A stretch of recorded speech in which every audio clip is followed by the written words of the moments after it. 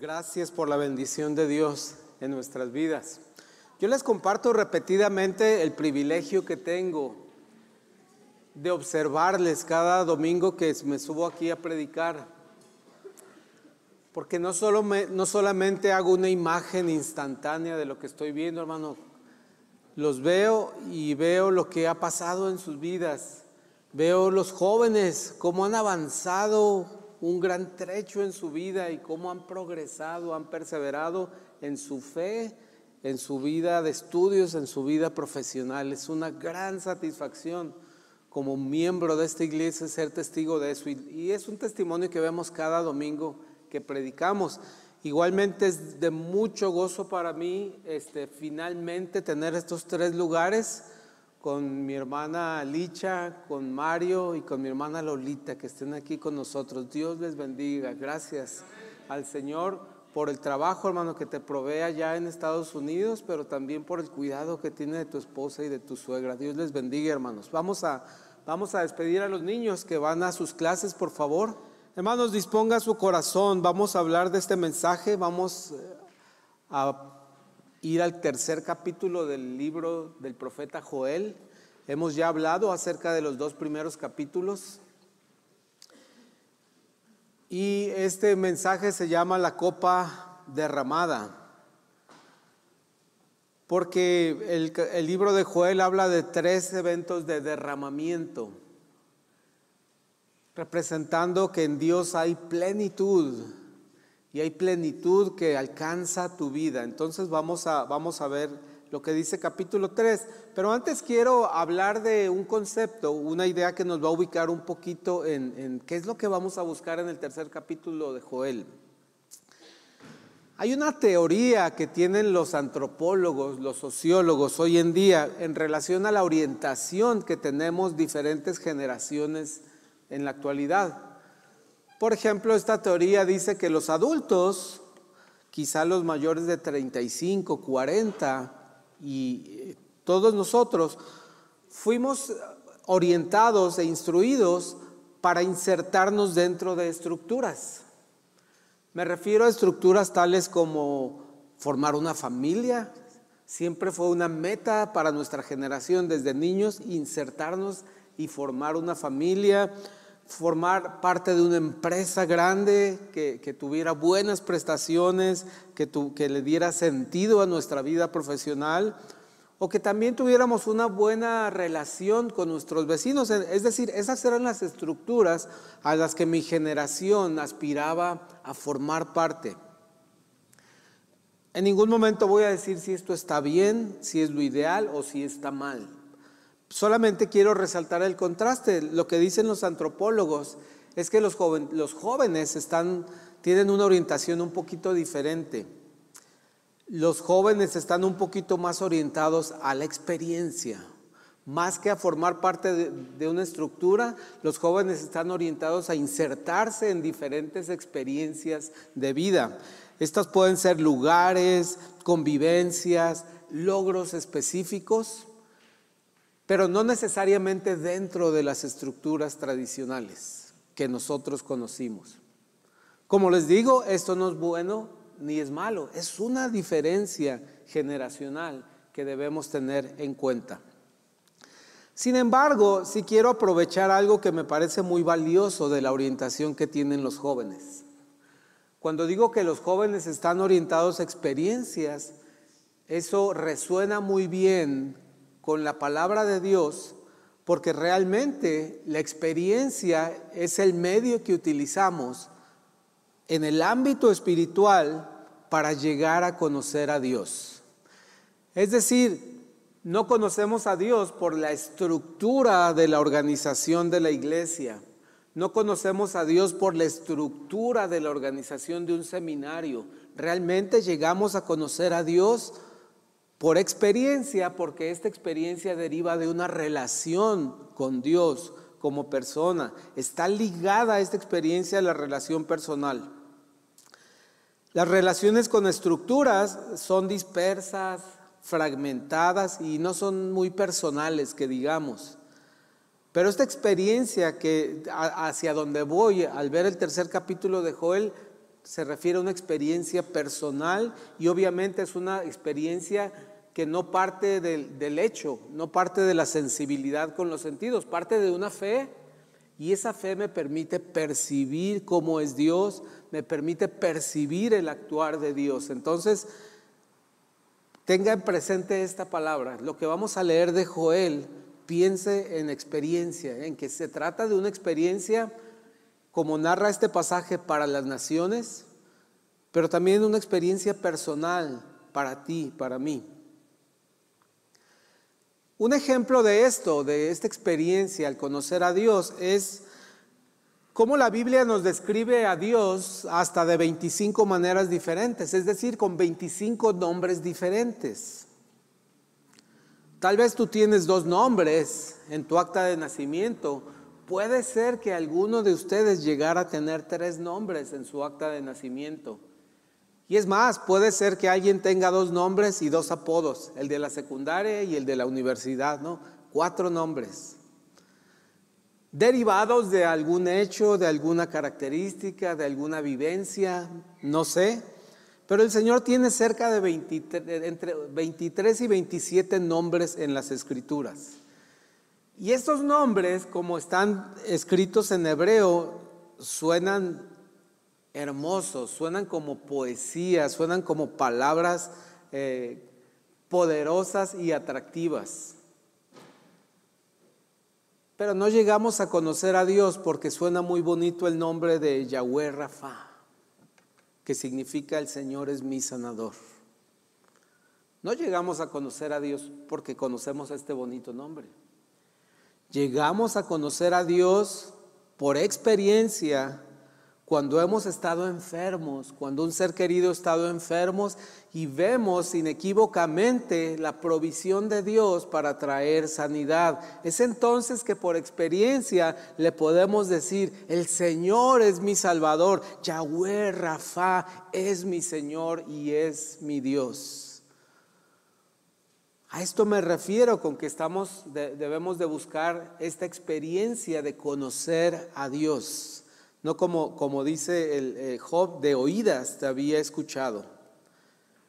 Igual podemos conocer a Dios como nuestro pastor, porque Él nos ha cuidado, porque Él nos ha guiado en algún momento difícil de nuestra vida. No porque suene bonito el término Yahweh Rohi. O también como nuestro proveedor, Yahweh Jireh. El Señor debe ser conocido por experiencia. Pero hermanos, no solamente debe ser conocido Dios por experiencia en las situaciones extremas de la vida. No solo cuando la salud está pendiendo de un hilo, no solo cuando mi economía está dependiendo de los últimos ahorros del banco, no cuando mi cuidado y la guía de mi vida depende de la última instrucción que alguien me da o del último consejo. Esto debe ser igualmente válido y conocido por experiencia cuando hay salud, cuando hay cuidado hacia mi vida y cuando hay provisión y prosperidad. Dios es un Dios de experiencia que no necesita situaciones extremas para ser conocido personalmente. Y es lo que vamos a ver ahora en Joel 3, porque Joel 3, hermanos, es un capítulo de experiencia pura.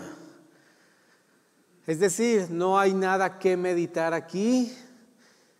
Joel describe las disposiciones que ha tomado para las naciones. Dios, y a la misma manera Dios representa las disposiciones que ha tomado para la humanidad. Joel nos habla de la experiencia que el hombre adquirirá al conocer a Dios de una manera especial, ya sea como un juez implacable o como un salvador que es paciente para esperar nuestras decisiones. Recapitulando un poquito el capítulo 1 de Jueces, hace 5 semanas hablamos que Dios quiere hablarnos a todos, niños, jóvenes, adolescentes, adultos mayores. Pero todos nosotros debemos de permitirle a Dios el acceso para que examine nuestras vidas cada día, de manera que podamos buscar perdón, alivio y reconciliación con Dios. Y al mismo tiempo experimentar la misma provisión que Dios da al experimentar la necesidad, ¿verdad? Y recuerden que todo esto giraba alrededor del pasaje de la plaga de las langostas, que todavía se menciona en el capítulo 3. Y veíamos que acciones que tenemos que ejecutar en medio de estas situaciones de una crisis es tener un enfoque específico en Dios, enfocarnos en Dios y no en el problema ni las circunstancias que hay a su alrededor. Por eso dice proclama ayuno, que es un tiempo especial de enfoque. También nos llamaba a buscar la compañía de los creyentes. Convoca a la asamblea, era el número 2. Busca la unidad de la asamblea para buscar a Dios. Congrega a todos, número 3. Y juntos todos busquen la atención de Dios y el consejo para ese problema. Clama a Jehová. Vimos en el capítulo 2. Entonces sí, hermanos, me dispongo, vamos a disponernos a leer el capítulo 3 de Jueces. De Joel, gracias. El mayor contenido de esta predicación va a estar en la lectura.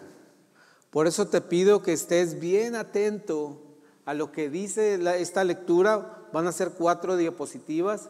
Es mejor si lo lees en tu Biblia de corrido, pero dice así, capítulo 3 de Joel: porque aquí que en aquellos días y en aquel tiempo en que haré volver la cautividad de Jehová y de Jerusalén, reuniré a todas las naciones y les haré descender al valle de Josafat. Y allí entraré en juicio con ellas a causa de mi pueblo y de Israel mi heredad, a quienes ellos esparcieron entre las naciones y repartieron mi tierra. Y echaron suerte sobre mi pueblo y dieron los niños por una ramera y vendieron las niñas por vino para beber. Y también, ¿qué tengo yo con vosotros, Tiro y Sidón y todo el territorio de Filistea? ¿Queréis vengaros de mí? Y si de mí os vengáis, bien pronto haré yo recaer la plaga sobre vuestra cabeza, porque habéis llevado mi plata y mi oro y mis cosas preciosas y hermosas metisteis en vuestros templos. Versículo 6. Y vendisteis los hijos de Judá y los hijos de Jerusalén a los hijos de los griegos para alejarlos de su tierra. He aquí yo los levantaré del lugar donde los vendisteis y volveré vuestra paga sobre vuestra cabeza. Y venderé vuestros hijos y vuestras hijas a los hijos de Judá, y ellos los venderán a los sabeos, nación lejana, porque Jehová ha hablado.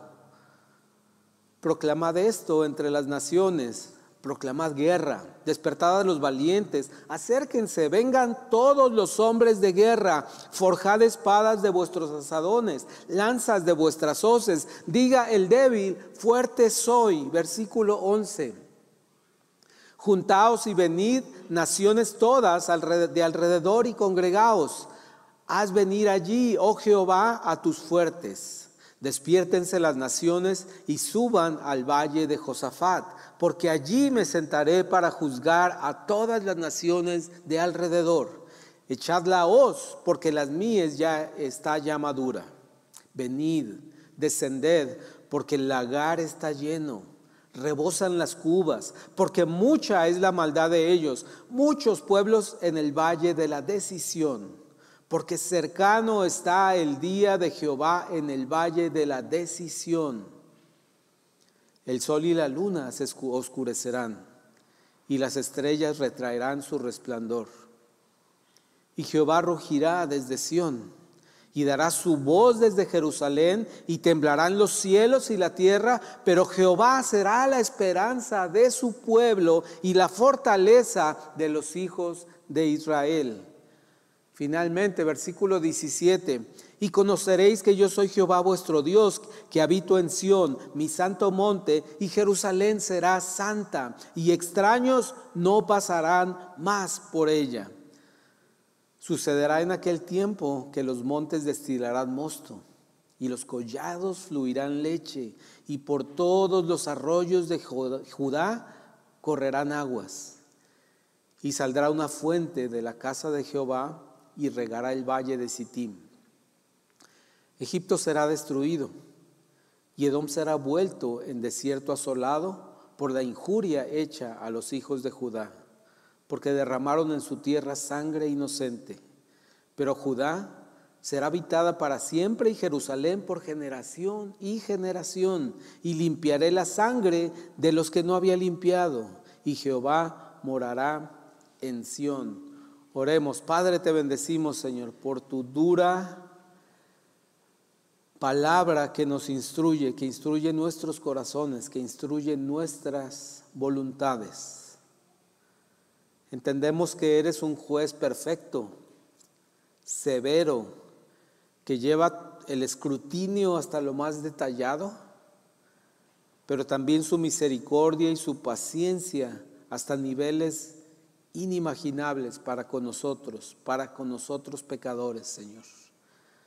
Gracias, Padre, permite que puedan resaltar ante nuestra vida para tomar decisiones 3 verdades importantes acerca de este juicio, acerca de esta restauración que tú declaras en el capítulo 3 de Joel, Padre. Bendice a mis hermanos que están en situaciones que necesitan estas decisiones, que necesitan esta convicción. Bendícelos, Padre, en Cristo Jesús.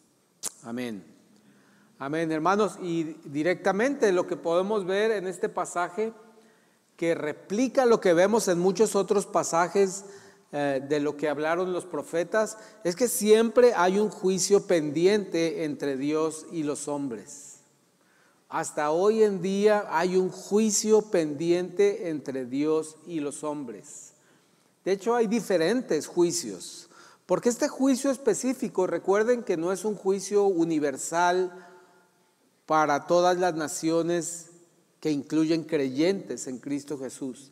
Este es un juicio para las naciones, pero específicamente en relación a cómo trataron al pueblo de Israel. Y los que peores le trataron fueron aquellos que los derrotaron y los llevaron cautivos. Y es lo que relata este pasaje. Pero la realidad es que siempre hay un juicio pendiente de Dios para con el hombre. Siempre hay un adeudo para con Dios. Y debido al pecado original, del haberle dado la espalda a Dios, ese es el primer elemento que nos acusa como infractores ante la perfección de Dios.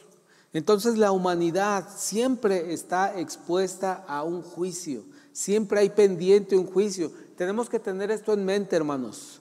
Aunque haya libertad religiosa, aunque podamos extender nuestros ministerios, aunque vivamos en una paz religiosa relativamente cómoda,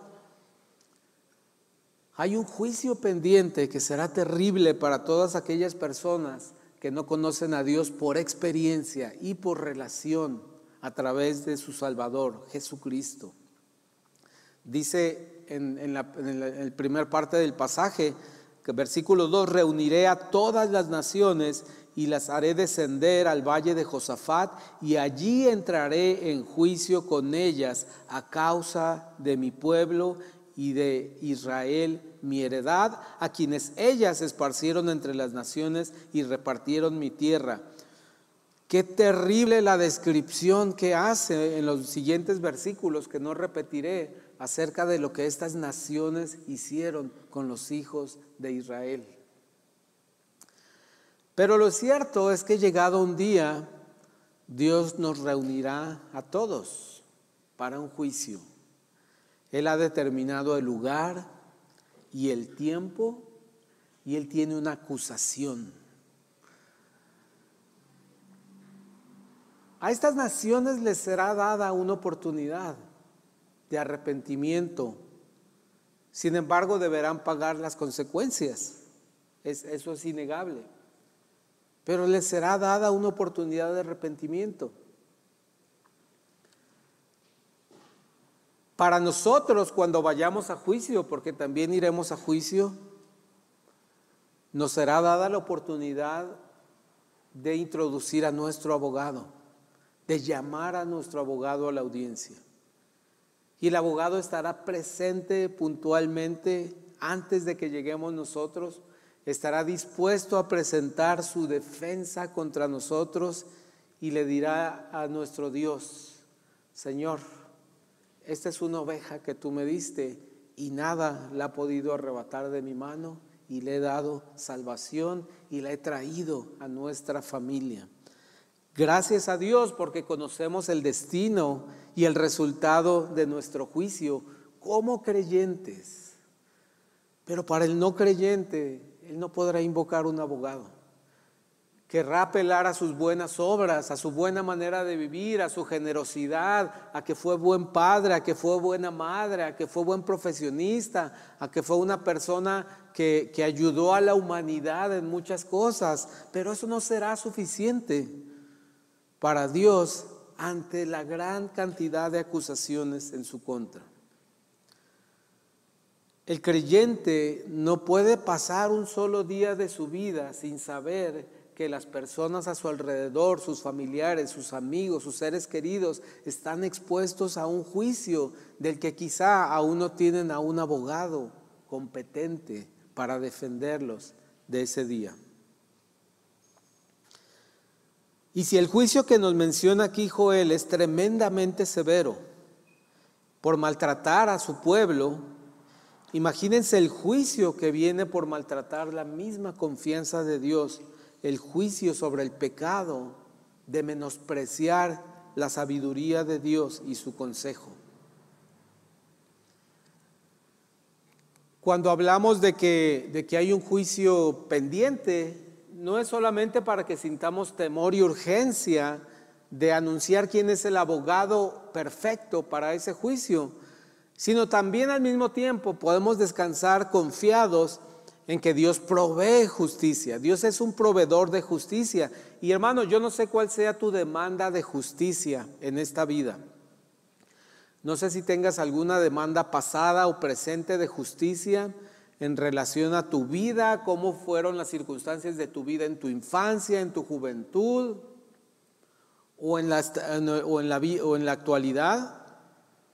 Pero el hecho de que Dios sea un juez escrupuloso y detallado, un juez que contabiliza la injusticia con precisión, debería hacerte sentir confiado de que Dios no deja impune ninguna ofensa, ninguna injusticia, ningún agravio, ningún fraude, ninguna injuria que haya sido cometido en mi contra o que yo haya cometido también. Dios tiene una contabilización perfecta de su creación en términos de justicia e injusticia, en términos de restitución y en términos de castigo. Pero el creyente puede descansar confiado en que confía en un Dios perfecto y justo. Tal vez te aqueja un asunto de hace 7 años, hermano, y tienes sueños con ese asunto, y cada vez que llegas a un lugar recuerdas el asunto, y cada vez que ves a ciertas personas recuerdas el asunto, y aflora el resentimiento y aflora el dolor. Hermano, confía en que ese evento Dios lo tiene destinado para justicia, restitución y castigo, porque Él no se le escapa ni un solo detalle. Ese hecho debería hacerte descansar y tener paz en tu corazón, que confiamos en un Dios justo, que es perfecto en su justicia. En segundo lugar, hermanos, afortunadamente hoy en nuestros días el juicio no es sobre leyes, sino el juicio es sobre si reconocemos y aceptamos la gracia de Dios. El juicio no es sobre si yo infringí 11 o 200 estatutos. El juicio es sobre si yo acepto la oferta amorosa de gracia de parte de Dios o si la rechazo. Ese es un juicio muy diferente al juicio al que estaba expuesto el pueblo de Israel, que era el juicio de la ley. juicio contra el cual no había ninguna defensa más que aplazar el juicio. Vean, ustedes saben que un recurso muy socorrido en la justicia es simplemente buscar pretextos para aplazar el juicio. Pues eso lograban los sacrificios. Los sacrificios de los animales solamente cubrían el pecado para que Dios no lo viera y aplazaban la sentencia y la ira de Dios. Pero el juicio al que está expuesto hoy a la humanidad no es sobre esas leyes. Esas leyes solamente le dan conciencia a las personas de que hay pecado en sus vidas y que están expuestos al juicio. Pero el juicio se trata de un juicio muy sencillo. ¿Estás de acuerdo con Dios en lo que tú eres? ¿Estás de acuerdo en que has menospreciado a Dios como tu Señor, como el gobernador de tu vida?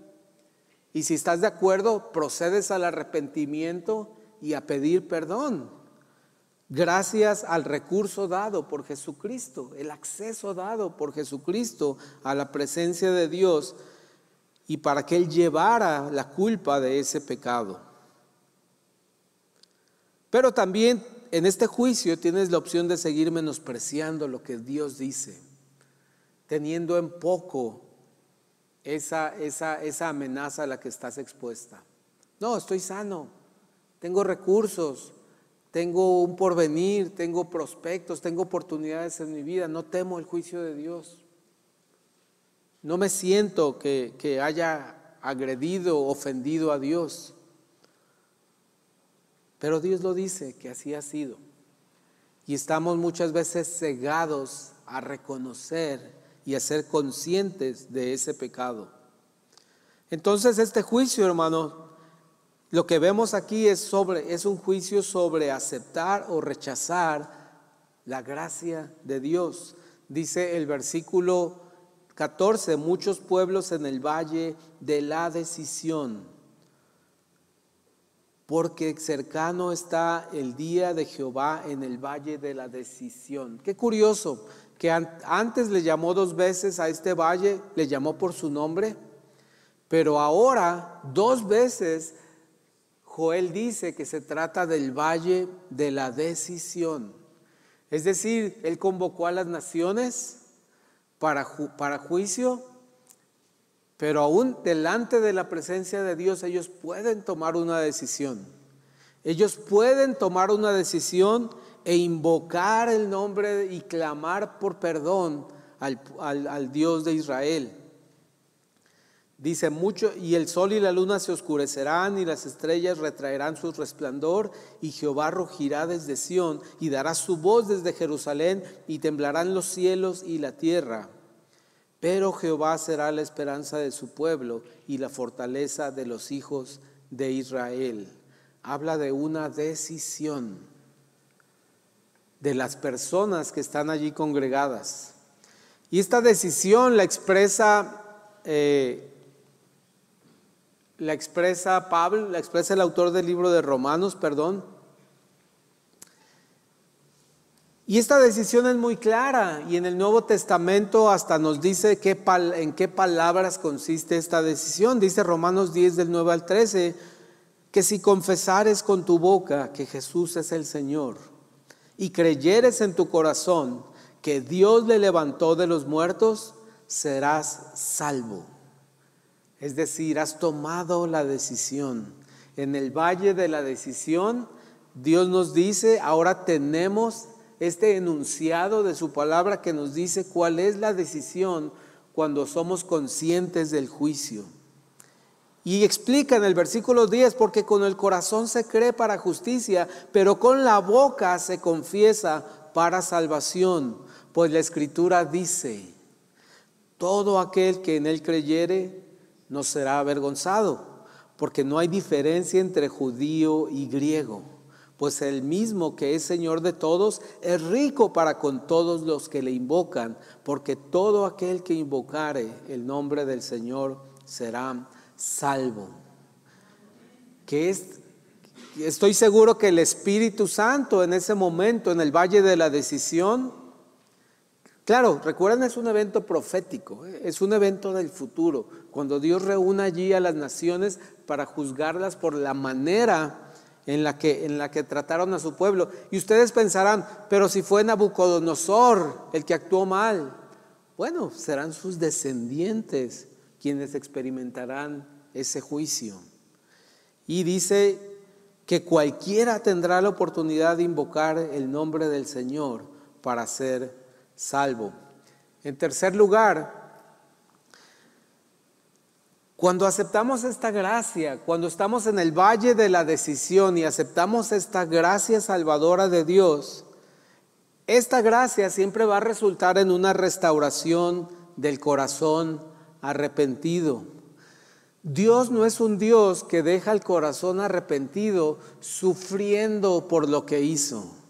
Dios no es un Dios que nos deja en un estado de zozobra, pagando por nuestra culpa, con una tristeza perpetua por lo que hemos hecho, sino que Dios es un Dios que en su gracia siempre provee restauración para el corazón quebrantado, sin importar lo que ha hecho. Mira cómo es la justicia de Dios, que a un asesino, a un exterminador como Pablo, el apóstol, que de una manera organizada, de una manera inteligente, con una gran, echando mano de sus contactos políticos, echando mano de su conocimiento, asesinaba cristianos, asesinaba creyentes. En términos de la justicia humana, él no era apto para llevar a cabo ninguna obra para Dios. Sin embargo, Dios lo utilizó como instrumento elegido. Así es la justicia de Dios. No lo dejó sufriendo ni sintiendo culpa por cada vida que Él quitó, sino que restauró su capacidad de buscar a otros para salvarlos, para difundir entre ellos el Evangelio. El juicio, hermanos, de Dios siempre va antecedido de paciencia y gracia de parte de Dios. Dios siempre es paciente para su juicio. Pero si llegáramos a elegir la gracia y aceptar la gracia en ese juicio, habrá restauración. Y de la misma manera que describe crudamente el maltrato que sufrieron los hijos de Israel a manos de las naciones que los llevaron cautivos, de una manera contrastantemente bella y hermosa y deseable, describe cuál será la restauración, que deriva de conocer que Dios, Jehová, es nuestro Padre, es nuestro Dios, dice el versículo 17, y describe en el versículo 18, sucederá en aquel tiempo que los montes destilarán mosto y los collados fluirán leche, y por todos los arroyos de Judá correrán aguas, y saldrá una fuente de la casa de Jehová y regará el valle de Sittim. Hermanos, si yo les pregunto, ¿ustedes creen que la restauración de Jehová se limitará a que haya mucha comida y campos fértiles? No. Les está diciendo esto porque ellos están viendo en ese momento su tierra completamente destruida por las langostas. Están viendo sus cerros secos, están viendo los palos de los árboles completamente secos, derruidos, están viendo carencia absoluta de comida. Por eso les habla de esto, de esa restauración. Pero hermanos, la restauración que nosotros experimentaremos, la restauración que experimenta el creyente, es que ve que fluye armonía entre sus seres queridos, que ve que fluye restauración entre esa persona y aquella persona con la que había resentimiento, odio, pleito, contienda. La restauración se presenta de pensar que tal persona era un caso perdido y ver que Dios puede transformarme a mí para ayudar a esa persona y que Dios transforme también a esa persona. Dios es un Dios que siempre restaura de una manera que construye mucho mejor las cosas de cómo estaban y de cómo las esperábamos. La justicia de Dios, hermanos, sí es punitiva, impone un castigo, impone un dolor, impone un tributo, pero también es restitutiva, restituye a medida que tú aumentas tu fe, aumentas tu paz, porque vas conociendo que la justicia de Dios es restitutiva, no solo al nivel en el que estabas, sino como a Job le fue dado mucho mayor heredad que la que perdió cuando Dios permitió que el enemigo lo tocara. Ahora, cuando Dios aplica esta justicia, no es necesariamente para compensarte a ti. No es para que tú recuperes lo que perdiste o tengas más de lo que tenías antes de que perdiste. No es necesariamente para compensarte, para que tú te quedes conforme. Esta restitución que Dios hace es para que Él reciba la gloria delante de todas las personas que están alrededor de este asunto. Dios recibe la gloria cuando tú testificas con tu paz, con tu contentamiento, con tu gozo, porque Dios ha restituido en su justicia. Cuando ve contentamiento y esperanza en tu vida, Dios recibe la gloria, independientemente de lo que Él te haya restituido. Quizá lo que Dios te restituye tiene una forma diferente a lo que tú has visto. Quizá no es lo que esperabas, pero probablemente le está dando la gloria a Dios mucho mejor que cuando tenías esto antes de que lo perdieras. No pierdas de vista cómo la restitución de Dios, la restauración de Dios tiene como objetivo darle la gloria a Él como testimonio a las demás personas. Hermanos, si no has visto o si no pudiste estar presente en todas las conferencias de nuestro hermano Ike, ya están en el canal de YouTube. Te recomiendo mucho que entre aquí a diciembre tú destines una semanita, unos 3-4 días que no tengas mucho que hacer y las veas las 4, es decir, las 3 conferencias y el mensaje. Te los recomiendo mucho para entender este asunto de cómo las situaciones que pasan en mi vida, Dios las va a usar no para hacerme una persona más completa, más apta, más atractiva, más sana, más rica. No, las va a usar para llevar de vuelta la gloria que Él se merece por siempre. Y hermanos, para terminar, lo que estamos viendo en Joel, perdón. Lo que hemos visto en el libro de Joel no es más que la acción generosa de Dios.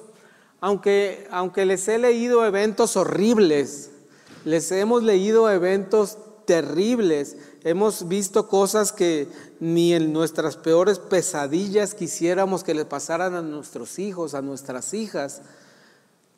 Si vemos todo el libro de Joel, vamos a ver que describe una acción generosa de parte de Dios.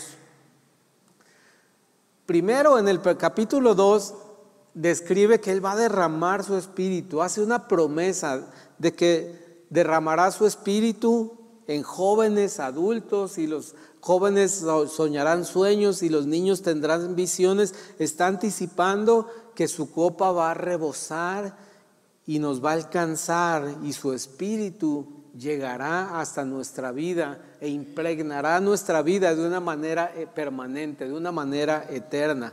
Entonces, esa es la primera acción generosa que vemos de parte de Dios descrita en el libro de Joel.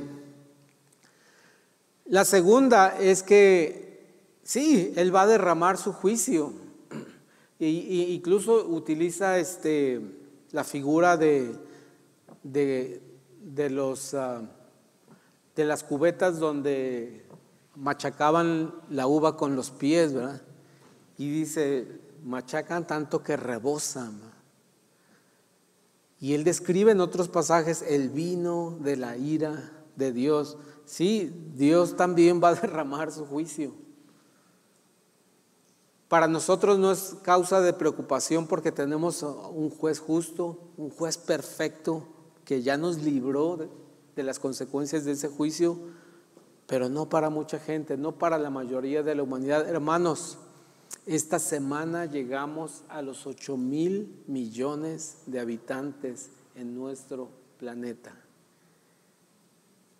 Y cerca de 4,500 millones no conocen nada acerca de Jesucristo. O si conocen un concepto muy lejano y muy remoto a lo que Él es en la realidad. Por último, Dios, la acción generosa de Dios nos hace conocer que Él derrama bendiciones. No nos pone una gotita aquí, otra allá, o 5 gotas aquí. No, derrama su bendición cuando Él restaura, cuando Él restituye. Dios actúa con generosidad con sus hijos. Dios es un Dios de plenitud, hermanos. Él manifiesta su gloria al ser generoso. Él manifiesta su gloria al ser y derramar su misericordia de diferentes formas en nuestra vida. Que Dios nos permita identificar esta generosidad de Dios aún en las circunstancias más difíciles, hermano, como vivió el pueblo de Israel en el tiempo de Joel. Oremos. Padre, te bendecimos esta tarde, Señor. Gracias, Señor, porque eres un Dios generoso. Gracias porque esta palabra derramar habla de abundancia, habla de plenitud, habla de que alcanza para todos. Habla de que somos participantes de tu gracia, de tu misericordia, Señor. Padre, síguenos guiando, sigue examinando nuestra vida cada día, Padre. Porque queremos que tú nos muestres cuál es el pecado, cuáles son las faltas, cuáles son las fallas que hay en nuestras vidas delante de ti. Y que tu gracia, tu misericordia restauren nuestra vida. No solo a cuando no cometíamos ese error, sino que nos restaures a la estatura de Jesucristo, de la compasión de Cristo, del amor de Cristo en cada circunstancia, Padre. En Cristo Jesús te bendecimos. Amén.